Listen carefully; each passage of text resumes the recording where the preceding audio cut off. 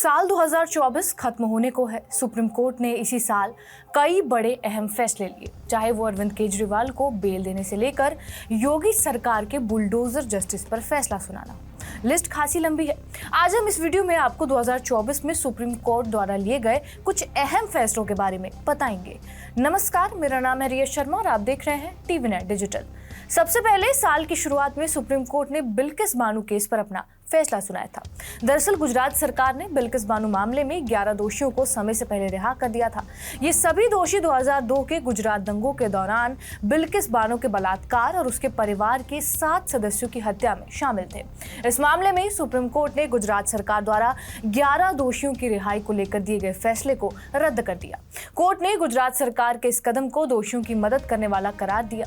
Top court ने ये कहा और उन्होंने जोर देकर ये कहा कि दोषियों को स्वतंत्र रहने की अनुमति देना जनता के विश्वास को कमजोर करने जैसा होगा और कानून के शासन का उल्लंघन करने जैसा। फैसले में दोषियों को 2 हफ्ते के अंदर हिरासत में आत्मसमर्पण करने का आदेश दिया गया। इसके बाद दूसरा मामला था चुनावी बॉन्ड यानी कि इलेक्टोरल बॉन्ड योजना, जिसे कोर्ट ने खारिज कर दिया। सुप्रीम कोर्ट ने चुनावी बॉन्ड योजना को लेकर बड़ा फैसला सुनाया था। फरवरी में ही सुप्रीम कोर्ट ने चुनावी बॉन्ड योजना 2017 को असंवैधानिक घोषित करते हुए इसे खारिज कर दिया। तत्कालीन सीजेआई DY चंद्रचूड़ की अगुवाई वाली 5 जस्टिस की संविधान पीठ ने यह माना कि ये योजना संविधान के अनुच्छेद 19(1)(a) के तहत सूचना के मौलिक अधिकार का उल्लंघन करती है। फैसले में इस बात पर भी जोर दिया गया कि चुनावी बॉन्ड के माध्यम से बेनामी दान ने जनता की सूचना तक पहुंचने के अधिकार का उल्लंघन किया है।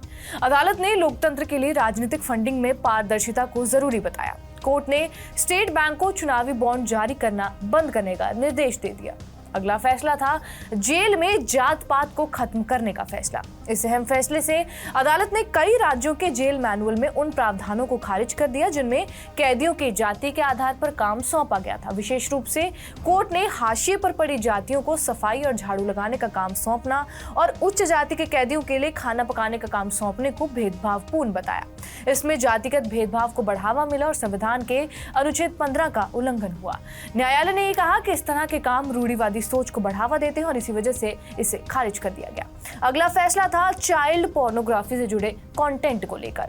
सुप्रीम कोर्ट ने 23 सितंबर के अपने फैसले में ये कहा कि चाइल्ड पोर्नोग्राफी से जुड़ी सामग्री को डाउनलोड करना या फिर उसे रखना भी अपराध की श्रेणी में आएगा। कोर्ट के मुताबिक अगर इससे रिलेटेड व्यक्ति ऐसी सामग्री को डिलीट नहीं करता या फिर पुलिस को सूचना नहीं देता तो ये पॉक्सो की धारा 15 के तहत अपराध माना जाएगा। दरअसल सुप्रीम कोर्ट ने मद्रास हाई कोर्ट के उस फैसले को पलट दिया जिसमें यह कहा गया था कि चाइल्ड पोर्नोग्राफी रखना या डाउनलोड करना तब तक अपराध नहीं है जब तक कि उसे किसी को भेजा ना जाए।